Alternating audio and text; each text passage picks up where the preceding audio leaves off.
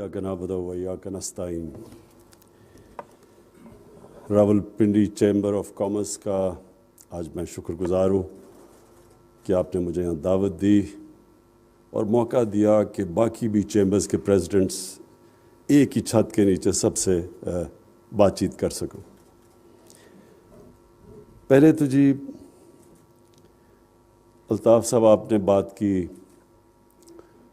कि रावलपिंडी की मैं स्पेसिफिक पहले आ जाऊँ। कन्वेंशन सेंटर की हमने बात की थी, उसके ऊपर कॉम्प्लिकेशंस हैं। आपकी बिल्कुल बात ठीक है कि एक्सपो सेंटर होना चाहिए और उसके ऊपर हम काम कर रहे हैं। सेकेंडली रिंग रोड अभी तक काफ़ी आगे तक पहुंच चुका होता लेकिन बदकिस्मती से हमें पता चला कि उसमें अब मैं क्या कहूँ कि जो वो बन रहा था उसके अंदर बदनीयती थी, करप्शन थी और वो फिर हमें चेंज करना पड़ा जिसकी वजह से देर हुई। लेकिन ये भी मैं आपको कहूँ कि मैंने इसकी मीटिंग ली है लास्ट, तो ये बिल्कुल उस स्टेजेस पे, फाइनल स्टेजेस पे पहुँच चुका है। अलाइनमेंट इसकी जो गलत कर दी गई थी वेस्टेड इंटरेस्ट को उनको फ़ायदा पहुँचाने के लिए, वो हमने चेंज कर दिया। और ये बिल्कुल आपका पॉइंट ठीक है कि वहाँ उसके साथ हम इंडस्ट्रियल जोन्स और क्योंकि यहाँ बड़ी कमी है, ज़मीन बहुत महंगी है। और ये भी मैं आपको कहूँ कि हमने ये भी फ़ैसला किया बहुत पहले से, रज़ाक दाऊदर हमने, कि इतनी ज़्यादा जब एक तो ज़मीन महंगी होती है इंडस्ट्री लगाने के लिए, दूसरा मसला ये होता है कि वहाँ स्पेकुलेशन शुरू हो जाती है, तो वो बजाय इंडस्ट्री लगने के वो रियल एस्टेट का वेंचर बन जाता है। तो उसके ऊपर भी हमने फ़ैसला किया कि हम लीज़ करेंगे ज़मीन ताकि बड़ी सस्ती दामों पे हम इंडस्ट्री को ज़मीन दें। फिर ये आपने बिल्कुल बात ठीक की, मैंने बहुत मीटिंग्स ली हैं। ये हमारी जो स्पेशल इकोनॉमिक जोन्स हैं, मैंने ख़ुद इनकी मीटिंग्स ली हैं और मुझे सारे जो मुख्तलिफ प्रॉब्लम्स उनके अंदर आते थे। सबसे पहले तो ये था कि जो यूटिलिटीज़ थी, जो आपने बात बिल्कुल ठीक की कि जो बाहर बांग्लादेश या जो हमारी कम्पीट कर रहे हैं इकॉनमीज़, वो अपनी इंडस्ट्रियल जोन को पूरी तरह, जब वो जोन के लिए जब कोई जाता है तो वो सारी फैसिलिटीज़ उनको प्रोवाइड करते हैं। तो हमारी बदकिस्मती से हम जब गवर्नमेंट आई तो हमने रियलाइज़ किया इंडस्ट्रियल जोन्स तो डिक्लेयर कर दिए, लेकिन कोई प्रोविज़न नहीं थी कि वहाँ बिजली कैसे पहुँचेगी, वहाँ जो भी पानी गैस वो कैसे पहुँचेगी। तो उसके लिए कोशिश भी हम पूरी कर रहे हैं ये सारी चीज़ें स्पीड अप करने के लिए। और मैं ये भी आपको आज आपकी तजवीज़ में मीटिंग्स तो लेता रहा हूँ, लेकिन जो हर हफ्ते मीटिंग लेनी थी वो आपका आइडिया अच्छा है, क्योंकि आप वो मुझे चेक करना चाहिए कि किधर तक पहुँची है। तो मैं इंशाल्लाह हर हफ्ते मीटिंग लिया करूँगा। अब आपने बात की मदीना की रियासत की, मैं ज़रा क्लियर करना चाहता हूँ मदीना की रियासत थी क्या, ताकि लोगों को ज़हन में क्लियर हो जाए। क्योंकि लोग अमूमन मदीना की रियासत सिर्फ मस्जिदों में जुमे की नमाज के अंदर सुनते हैं। मैं कोशिश ये कर रहा हूँ कि वो लोगों की ज़िंदगियों में आ जाए, क्योंकि मदीना की रियासत दुनिया की तारीख़ का सबसे बड़ा इनकलाब था। 10 सालों में 622 और 632 के बीच में दुनिया में सबसे बड़ा इनकलाब आया था। वही इंसान वो बदल के दुनिया के लीडर्स बन गए थे। तो वो कुरान में अल्लाह जब हमें कहता है ना कि उनके रास्ते पे चलो, तो वो हमारी बेहतरी के लिए कहता है, क्योंकि वो एक कामयाब मॉडल था, दुनिया की तारीख का सबसे कामयाब मॉडल था, जिसने ट्रांसफॉर्म कर दिया लोगों को, वो जो लीडर्स बन गए और कई सदियों तक दुनिया की उन्होंने इमामत की। तो इल्लामा इकबाल ये कहते हैं कि अगर जब भी मुसलमान माशरा खड़ा हुआ है गिर के, वो हमेशा उन असूलों के ऊपर गया है जिन असूलों के ऊपर मदीना की रियासत खड़ी हुई थी। तो सबसे 2-3 असूल बड़े इंपॉर्टेंट है हमारे लिए। और वो अभी आपने जो करप्शन की बात की, वो उसके साथ उसकी करप्शन जो है वो सिम्टम्स है। जब एक माशरे में रूल ऑफ लॉ नहीं होता, जब कानून की बालादस्ती, इंसाफ नहीं होता, वो करप्शन उसकी एक बीमारी, यानी अगर जब मुझे कोई कैंसर हो तो फोड़ा निकलाता है, तो उसी तरह करप्शन एक सिम्टम्स है جو کہ جب ایک ملک کے اندر انصاف نہیں ہوتا. تو جو ہماری جنگ ہے ساری، یہ لوگ پوچھتے ہیں نا کہ جی کیا اس وقت، کوئی کہتا ہے ہم ایشین ٹائیگر بنا دیں گے، کوئی کہتا ہے لاہور کو پیرس. ہماری جنگ ہے قانون کی بالادستی پاکستان میں قائم کرنے کی. وہ مشکل جنگ ہے، وہ ایک دن میں نہیں ہوتی. کارٹلز بنے ہوئے ہیں، مافیاز بیٹھے ہوئے ہیں، پولیٹیکل مافیاز بیٹھے ہوئے جو قانون کے نیچے نہیں آنا چاہتے. اور یہ ہے اصل جنگ جو پاکستان کی فیوچر کی جنگ ہے. اس میں کنیکٹڈ ہے آپ کی بزنس، اس میں کنیکٹڈ ہے انویسٹمنٹ، اس میں کنیکٹڈ ہے آپ کی خوشحالی. سب اس پر ڈپینڈ کرتا ہے. بنانا ریپبلک کس کو کہتے ہیں؟ بنانا ریپبلکس میں وسائل کی کمی نہیں ہوتی، ادھر قانون نہیں ہوتا، اس لیے ان کو بنانا ریپبلکس کہتے ہیں. اور قانون کا مطلب کیا؟ طاقتور کے لیے ایک قانون، کمزور کے لیے دوسرا قانون. جس کے اوپر نبی صلی اللہ علیہ وسلم نے کہا تھا کہ تمہارے سے پہلے بڑی قومیں تباہ ہوئی جدھر طبقاتی قانون تھا. تو یہ جنگ ہے ایک، اور یہ صرف عمران خان نے نہیں لڑنی، یہ آپ سب نے لڑنی ہے جنگ. یہ ایک معاشرہ جنگ جیتتا ہے. میں تو کوشش کر رہا ہوں، ہر روز صبح اٹھتا ہوں، میں تو جہاد سمجھتا ہوں اس کو. میں تو یہ کوئی عام کوئی پرائم منسٹر بن کے، اچھا، اور یہ بھی پرائم منسٹر بننا کوئی ایمبیشن نہیں ہے. پرائم منسٹر بن کے پاکستان کو ایک عظیم ملک بنانا ایمبیشن ہے. سو یہ ہم تو اس کو جہاد سمجھتے ہیں. مافیاز کے ساتھ سب آپ تماشا دے کے ہر روز افراتفری پھیلائی ہوئی، یہ ہو گیا، وہ ہو گیا، یہ ہو گیا. کیونکہ ان کا انٹرسٹ نہیں ہے کہ ایک ملک کے اندر ایک قانون کی بالادستی ہو. یہ طاقت کی حکمرانی چاہتے ہیں وہ لوگ. تو میں پہلے تو یہ بزنس کمیونٹی آپ بیٹھے ہوئے ہیں، پہلے میں آپ کو بتاؤں کہ جب ہماری گورنمنٹ آئی تو کسی پاکستانی گورنمنٹ کو اس طرح کے چیلنجز نہیں سامنا کرنے پڑے. سب سے پہلے کسی پاکستانی گورنمنٹ کو اتنے بڑے فسکل ڈیفیسٹ اور کرنٹ اکاؤنٹ ڈیفیسٹ، یعنی اتنے بڑے خسارے پاکستان کی تاریخ کو کسی گورنمنٹ کو فیس نہیں کرنے پڑے. اگر وہ ہمارے دوست Saudi Arabia, U A E, China, وہ ہمیں فنڈز نہ دیتے تو ہم ڈیفالٹ کر گئے تھے. ہمارے پاس پیسے نہیں تھے دینے کے لیے جو ہماری لائبلٹیز تھی، اور ہم کہہ بھی نہیں سکتے تھے کیونکہ ڈر تھا کہ روپے کے اوپر پریشر نہ پڑ جائے. ہمارے پاس تو ریزروز ہی نہیں تھے روپے کو گرنے سے روکنے کے لیے. تو اس سے بڑے مشکل وقت سے نکلے، اکانومی سٹیبلائز ہوئی. پھر جو کہ ایک صدی میں ایک دفعہ کرائسس آتا ہے، کووڈ، وہ آ گیا. اس سے نکل ہی رہے تھے، سٹیبل ہی ہو رہی تھی، کووڈ آ گیا. تو کووڈ کے اندر جس طرح پاکستان نکلا ہے، میرے نہیں خیال میں لوگ پوری طرح اپریشیٹ کرتے ہیں کہ اللہ نے ہمیں کس طرح نکالا ہے اس میں سے. اپنی اکانومی بھی ہم نے بچا لی، اپنے لوگوں کی جانیں بھی بچا لی. دنیا میں دیکھ لیں کہ کیا تباہی مچائی ہے کووڈ نے. ہندوستان ہمارے سے کتنی آگے ان کی گروتھ ریٹ تھی، ان کی مائنسز میں گروتھ ریٹ چلی گئی. ان کے لوگ ہمارے سے پتہ نہیں، کوئی فگر کہتا ہے کہ 10 لاکھ مرے، کوئی کہتا ہے 30 لاکھ مرے. ہمارے دیکھیں اللہ نے کتنا کرم کیا. تو وہ بڑے مشکل فیصلے کیے جو میں نے تب فیصلے کیے. آج بورس جانسن انگلینڈ میں وہ فیصلے کر رہا ہے. ہم نے تب یہ فیصلہ کیا کہ ہم نے اپنے لوگوں کو بھوکے نہیں مرنے دینا.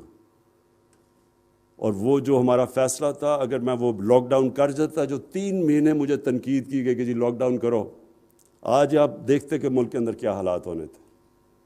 اور پھر اس کے بعد ایک اور کرائسس آ گیا، جو کموڈٹی دنیا میں جو سپلائی لائنز افیکٹ ہوئی، دنیا میں ریکارڈ کموڈٹی پرائزز چلے گئے. آج اب یہ پاکستان کی مہنگائی پرابلم نہیں ہے. مہنگائی، لوگ تکلیف میں ہیں مہنگائی سے، لیکن ساری دنیا میں تکلیف میں ہیں لوگ مہنگائی سے. میں وہ دیکھ رہا تھا جو بائیڈن کو ڈونلڈ ٹرمپ اٹیک کر رہا ہے کہ مہنگائی کے اوپر. بورس جانسن کو پارلیمنٹ کے اندر اس کے اپنے ایم پیز کہہ رہے ہیں کہ اتنے گیس پتہ نہیں کتنے گنا بڑھ گئی ہے، اور اس کو مہنگائی کے اوپر کر رہے ہیں. ساری دنیا کے اندر اس وقت ریکارڈ مہنگائی ہے، کیونکہ کموڈٹی سپلائی لائنز افیکٹ ہوئی، کموڈٹی پرائسز اوپر. اور آپ بزنس کمیونٹی ہیں، آپ کو تو پتہ ہے کہ اسٹیل کدھر سے کدھر گیا، کوئلہ کی قیمت کدھر سے، گیس کی قیمت کدھر سے کدھر گئی، جو امپورٹ کرتے ہیں یہاں ہم پام آئل، وہ دگنے سے بھی اوپر چلا گیا. تو وہ ہمیں پھر ادھر سے نکل کے امپورٹڈ انفلیشن ہمارے ملک میں آئی اور لوگ تکلیف میں ہیں. لیکن اس میں پاکستان کیا کر سکتا تھا؟ ابھی بھی پاکستان سستا ہے. ہماری پٹرول اور ڈیزل کی قیمتیں دیکھیں، تیل کی، اور کمپیئر کریں ہندوستان سے، بنگلہ دیش سے، ہم سب سے سستا ملک یہاں بھی. مشکل وقت تھا، چیلنجز آئے، اور پھر افغانستان کا چیلنج آ گیا. یہ بھی ایک بہت بڑا شوق ہے. وہاں سے لوگوں کو اپنی کرنسی کے اوپر خوف ہو گیا کہ وہ کرنسی گر رہی ہے، انہوں نے پاکستان سے خریدنے شروع کر دیے. یہاں سے ڈالر افغانستان جانا پڑا، روپے پہ پریشر پڑ گیا. تو یہ ایک اوور آل، میں صرف آپ کو سمجھا رہا ہوں کہ چیلنجز ہمیں کیسے فیس کیے. لیکن اللہ کا شکر ہے، میں صرف آپ کو دینا چاہتا ہوں اسٹیٹسٹکس کہ بڑی سارا وقت نیگیٹیوٹی آتی رہتی ہے، تو میں صرف آپ کو بتانا چاہتا ہوں کہ اس سب کے باوجود پاکستان کی جو ایکسپورٹس، وہ پاکستان کی تاریخ میں آپ سب جانتے ہیں 31 ارب ڈالر، یہ ہماری تاریخ کی سب سے زیادہ ایکسپورٹس ہیں. یہ ساری چیزیں جو پاکستان میں ویلتھ کریٹ کرتی ہیں، جس کی وجہ سے گروتھ ریٹ بڑھی ہے پاکستان میں. ریمیٹنسز، پاکستان کی تاریخ کی سب سے زیادہ 32 ارب ڈالر پہ ریمیٹنسز آئیں. ٹیکس ریونیوز، میں جب گورنمنٹ میں ہماری جب آئی تو میری یہ ایمبیشن تھی، میں نے کہا پاکستان میں ہم 8,000 ارب روپیہ ٹیکس اکٹھا کریں گے. تو اس بار یہ ریکارڈ ٹیکس کلیکشن ہوئی ہے 6,000 ارب. 6,000 ارب سے اوپر ہماری ٹیکس کلیکشن ہے. اور صرف آپ یہ دیکھیں کہ ایک سال میں ہم نے 1,300 ارب روپیہ اضافی ٹیکس اکٹھا کیا اپنے ٹارگٹ سے.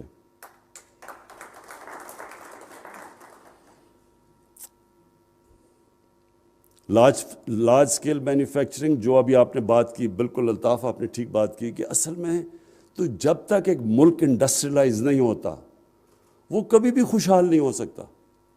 ٹریڈنگ سے تو ملک خوشحال نہیں ہوتا، یا ہم سبزیاں وغیرہ ٹماٹر اور پیاز بیچ کے تو خوشحال نہیں ہوں گے جب تک ہم انڈسٹری نہیں لگے گی پاکستان میں، اور انڈسٹری پراسپر نہیں کرے گی. تو انڈسٹریلائز، یہاں تو ٹریڈنگ ملک بننے چلا گیا تھا. تو اس باری بڑی مجھے جو خوشی ہے، ان حالات کے اندر ہماری جو لارج اسکیل مینوفیکچرنگ ہے اس کی 15% گروتھ ریٹ ہوئی. اور جو مجھے بڑی خوشی ہوتی ہے، کارپوریٹ پروفٹس، کارپوریٹ جو پروفٹس ہوئے ہیں پاکستان میں، ان حالات کے باوجود وہ 930 ارب روپے کے پروفٹس ہوئے ہیں. یعنی یہ آپ دیکھ لیں کہ اس طرح کے پروفٹس ان حالات میں بننا، تو کہتے ہیں کہ جی بڑی نااہل حکومت تھی. تو اگر نااہل حکومت تھی تو کووڈ سے بھی بچا لیا، بزنسز کو بھی بچا لیا، بے روزگاری سے بھی بچا لیا. اور کمپیئر کریں ہمیں ہندوستان سے، باقی ملکوں سے کمپیئر کریں جو ہماری طرح کے جن کے حالات ہیں. ہمارے سے تو خیر ہندوستان کے حالات بہت بہتر تھے. پھر پرائیویٹ سیکٹر کریڈٹ آف ٹیک،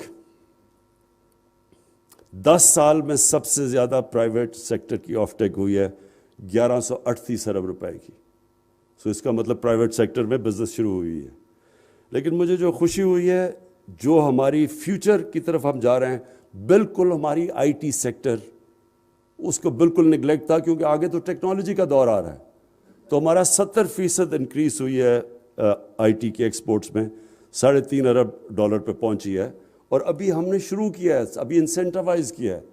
انشاءاللہ آپ دیکھیں گے کہ جو اب ہم آئی ٹی کے اوپر کام کر رہے ہیں، تو اصل تو ٹیکنالوجی کی، اصل تو ویلیو ایڈ ٹیکنالوجی کے سیکٹر کے اندر ہے. لیکن جو مجھے یہ بھی بڑا خوشی ہوئی، کیونکہ اس کی وجہ سے ہم 2 وجہ سے بچیں کووڈ میں. ایک کنسٹرکشن سیکٹر، جو بالکل آپ نے ٹھیک کہا کہ کنسٹرکشن ہمارا سیکٹر اس وقت بوم کر رہا ہے. اور دوسرا ایگریکلچر سیکٹر، 1100 ارب روپیہ اضافی کیا ہے ایگریکلچر کے اندر ہمارے پچھلے 1 سال کے اندر. اب سوچیں کہ 60-65% آبادی دیہات میں رہتی ہے، تو دیہات میں پیسہ کتنا گیا؟ اس کی وجہ سے موٹر سائیکل سیلز ریکارڈ پہ چلی گئی ہیں. اس کی وجہ سے پاکستان کے اندر پہلی دفعہ موٹر سائیکل پورا، اب موٹر سائیکل پہلے تو یہ انجن یہاں نہیں بنتا تھا، تو اس سے گاڑیوں کی سیلز ریکارڈ ہوئی ہے اس کی وجہ سے، کیونکہ ہماری ایگریکلچر سیکٹر نے ماشاءاللہ بہت اچھا کیا۔ تو میں اس کے علاوہ جو اب آپ سے جو آخر میں بات کرنا چاہتا ہوں وہ یہ کہ دیکھیں، دو چیزیں پاکستان کی فیوچر کے لیے بہت ضروری ہیں، ایک ہے ایکسپورٹس اور دوسری ہے ٹیکس کلیکشن۔ ایکسپورٹس کے اوپر تو جو میں اب میٹنگز ریگولرلی لے رہا ہوں، پوری کوشش ہے کہ ایکسپورٹ انڈسٹری کے لیے ساری رکاوٹیں روکوں، اور بہت زیادہ رکاوٹیں تھیں، میں یہ بھی آپ کو بتا دوں، ہم نے کبھی بھی ایکسپورٹس پہ توجہ نہیں دی۔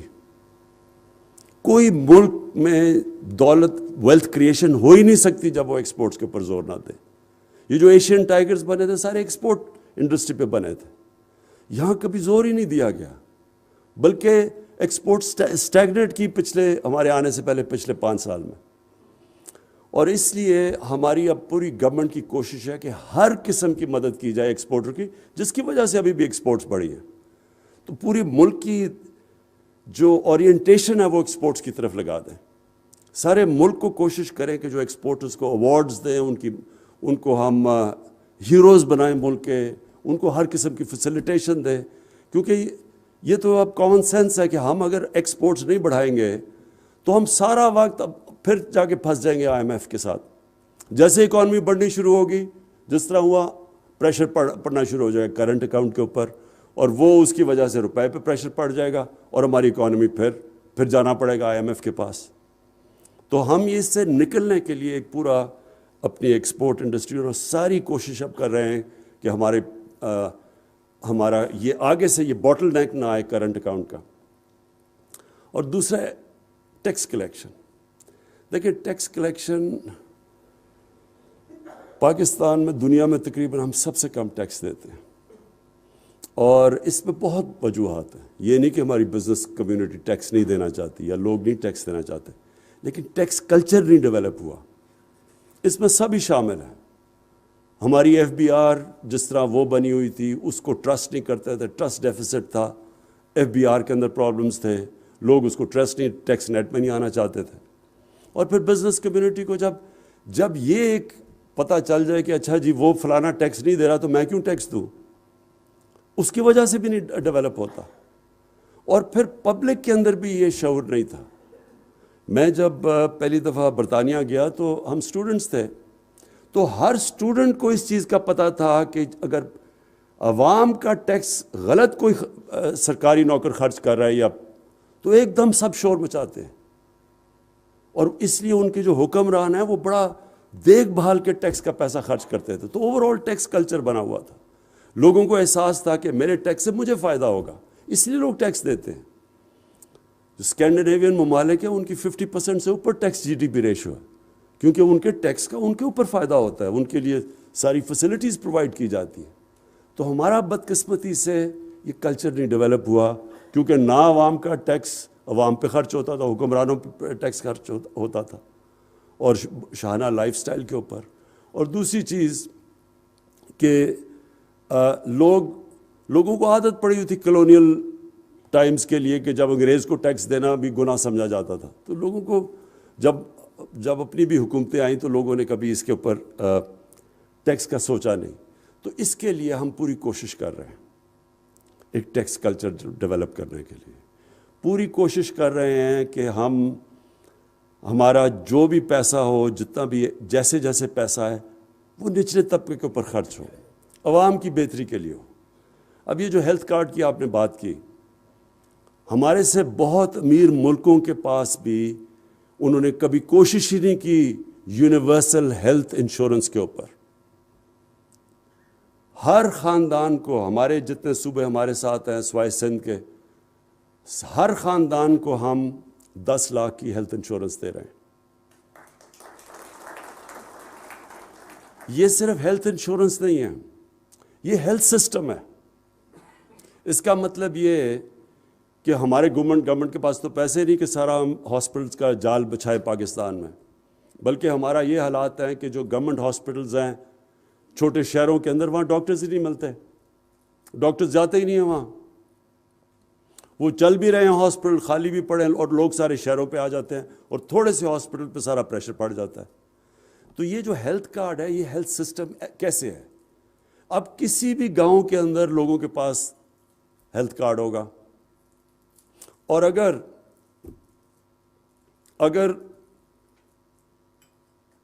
اگر وہاں گورنمنٹ ہاسپٹل صحیح کام نہیں کر رہا تو کوئی پرائیویٹ ہاسپٹل کھلے گا، لوگ ادھر چلے جائیں گے، کیونکہ کسی بھی ہاسپٹل میں ہیلتھ کارڈ سے جا کے اپنا علاج کروا سکتے ہیں۔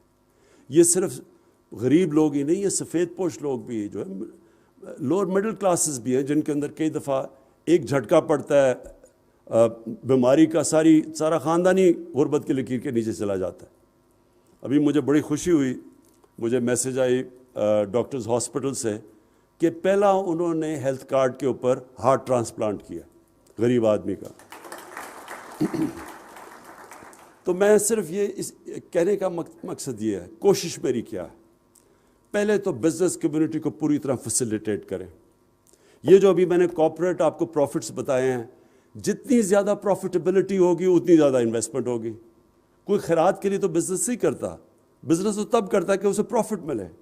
تو یہ آپ کو میں بتا دوں کہ ہماری گورنمنٹ کی پالیسی یہ ہے کہ بزنس کو بزنس پروفٹس پورے بنائیں اور پھر بزنسز ٹیکس دیں تاکہ ہمارے پاس پیسہ آئے کہ ہم اور خرچ کریں انفراسٹرکچر کے اوپر، تاکہ آپ کے لیے بہتری ہو، بزنس کے لیے آپ کی آسانیاں ہوں۔ اور پھر دوسرا، نچلے طبقے کو اوپر اٹھائے، جو ہمارا بہت بڑا، کبھی پاکستان کی تاریخ میں اتنا بڑا پروگرام نہیں ہوا سوشل ورک کا، جو احساس پروگرام ہے، جس میں اسکالرشپس ہیں، جس میں نیچے سٹائپنڈز ہیں، جس میں قرضے ہیں سود کے بغیر۔ تو پورا ہمارا پروگرام ہے کہ باٹم اپ اپروچ ہو، جو چائنا نے کی تھی، لیکن ساتھ ساتھ بزنس کمیونٹی کی پوری سپورٹ کی جائے، کیونکہ ویلتھ کریٹ ہوگی جو چائنا میں ہوئی تھی تو تب ہی آپ غربت کم کر سکتے ہیں۔ تو بزنس کمیونٹی کو میں اس طرح، میرا پیغام یہ ہے، رزاق داؤد ہمارے منسٹر ہیں جو کہ بزنس کمیونٹی سے میں نے خود لیے تھے، اس لیے کہ ان کو پتہ ہے کہ بزنس کمیونٹی کے ایشوز کیا ہیں۔ سو ہم سارا وقت ڈسکس کرتے ہیں۔ فائنانس منسٹر جو ہیں وہ 50 سال سے پاکستان کی بزنس کمیونٹی کے اندر ہیں، ان کو پتہ ہے کہ کیا ایشوز ہیں۔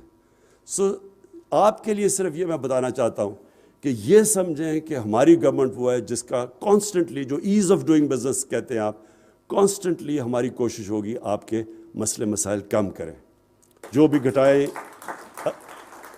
تاکہ آپ کے لیے آسانیاں ہوں۔ آپ کی پروفیٹیبلٹی میں بھی پوری مدد کریں گے کہ لوگ پروفٹس بنائیں۔ ساتھ ساتھ آپ سے پوری کوشش کریں گے آپ کی چیمبرز کے تھرو کہ ٹیکس کلچر آپ ڈیولپ کریں، ٹیکس دیں۔ یہ جو ہم نے ابھی جسے منی بجٹ کہتے ہیں، اس میں تو صرف ایک ہی کوشش ہوئی ہے، اصل میں تو عام لوگوں کے لیے لگژری گڈس کے اوپر تھوڑا پڑا ہوگا، اور وہ ہونا بھی چاہیے، پیسے والے لوگوں کو زیادہ دینا چاہیے، لیکن اصل میں ڈاکیومنٹ کرنے کی کوشش کی ہے کہ ہماری اکانومی ڈاکیومنٹ ہو، ڈاکیومنٹ ہوگی تو ٹیکس کلیکشن بڑھے گی۔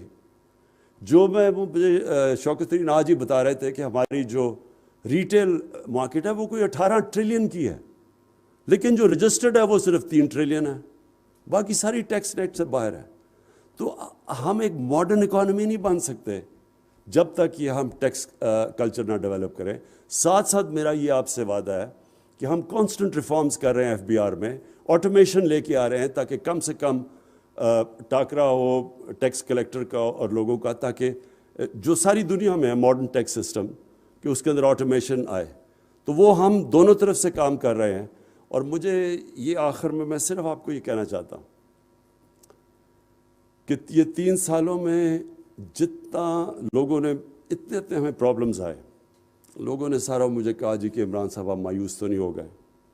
میں آج آپ کو کھڑے ہو کے کہتا ہوں کہ یہ ہے ایک سائیکل، یہ جو 2-3 مہینے کا ہے، یہ جو کموڈٹی پرائسز اوپر گئے ہیں سپلائی شارٹیج کی، کووڈ کی وجہ سے، یہ 3 مہینے کے بعد انشاءاللہ یہ آپ یہ دیکھ لیں گے کہ جو پوٹینشل پاکستان میں بڑھنے کا ہے، جو انٹرسٹ باہر لوگوں کو پاکستان کا ہے، جن چیزوں کے اوپر ہم نے کبھی توجہ ہی نہیں دی، مثلا ٹورزم ہے، ہم نے کبھی توجہ ہی نہیں دی۔ اس ملک میں ٹورزم میں اندر بھی ایکسپلور کر کے باہر سے بھی انٹرسٹ ہے، کووڈ کی وجہ سے وہ نہیں۔ یہی صرف ایک سیکٹر ہے جو کہ ہمارا کرنٹ اکاؤنٹ کا جو ڈیفیسٹ ہے وہ پورا کر سکتا ہے. پھر آئی ٹی کے اندر جو پوٹینشیل ہے, ہمارے پاس ایک ینگ پاپولیشن ہے, ہم نے توجہ ہی نہیں کبھی دی آئی ٹی کے اوپر. ہندوستان کی 150 ارب ڈالر کی ایکسپورٹس ہیں, ہم نے کبھی اس کے اوپر کوئی انسینٹیوز ہی نہیں ان کو دیے. وہ باہر جا کے دبئی جا کے ہمارے young soft where I T کے انجینئرز وہاں جا کے بیٹھے ہوئے ہیں. پاکستان میں نہیں, کیونکہ ہم نے ان کے لیے وہ اسٹرکچر ہی نہیں کریٹ کیا. سو اس ملک میں ہر جگہ پوٹینشیل ہے. ایگریکلچر کے اندر ریکارڈ ہماری کراپس ہوئی ہیں, 4 کراپس پاکستان کی تاریخ کا سب سے بڑا ریکارڈ ہوا ہے. لیکن یہ بھی کچھ نہیں ہے, ہم نے صرف جیسے جیسے اس کی پروڈکٹیوٹی اور ٹیکنالوجی اور بہتر سیڈز کا کریں, اور ہمیں بڑا فائدہ ہے کہ چائنا پورا ہماری مدد کر رہا ہے اس میں. ہم اگر دگنی بھی اپنی پروڈکشن کر دیں, چھوڑیں کہ باقی 3 گنا زیادہ ان کی ییلڈز ہیں اور دودھ کی ان کی 4 گنا زیادہ ہے, ہم صرف ڈبل ہی کر دیں تو پاکستان صرف ایگریکلچر میں سیلف سفیشینٹ خوشحال ہو جائے گا. سو اس میں بہت پوٹینشیل ہے ہمارے ملک میں. اور یہ جو اونچ نیچ ہوئی ہے تھوڑی سی, یہ ایکسٹرنل شاک سے ہوئی ہے. انشاءاللہ آگے اس ملک کا پوٹینشیل جو ہے وہ وہی جو آج سے 50 سال پہلے سب سے تیزی سے ترقی کر رہا تھا ایشیا میں پاکستان, اور وہ ہم نے غلط پالیسیز کی وجہ سے پیچھے رہ گیا. انشاءاللہ آپ دیکھیں گے کہ یہ وہیں سے پھر سے شروع ہوگا, اور آپ کا بزنس کمیونٹی کا بہت بڑا ہاتھ ہوگا اس ملک کو ایک عظیم ملک بنانے میں. شکریہ. وزیر اعظم عمران خان انٹرنیشنل چیمبر سمٹ سے خطاب کر رہے تھے. انہوں نے کہا کہ انڈسٹریز کے لیے آسانیاں پیدا کرنا حکومت کی ترجیحات میں شامل ہے. کوشش ہوگی کہ انڈسٹریز سے متعلقہ تمام مسائل کو حل کیا جائے اور مواقع فراہم کیا جائیں. جب تک ملک میں ٹیکس کلچر کو ڈیولپ نہیں کیا جائے گا تب تک ملک کی ترقی کے راستے میں حائل رکاوٹوں کو دور کرنا مشکل ہوگا. ان کا کہنا تھا کہ کرپشن کی وجہ سے رنگ روڈ کا منصوبہ تاخیر کا شکار ہوا. کرپشن کا خاتمہ ہماری حکومت کی اولین ترجیح ہے. نیوز اسٹوڈیو سے فی الوقت اتنا ہی. مزید باخبر رہنے کے لیے ہمارے ساتھ رہیے.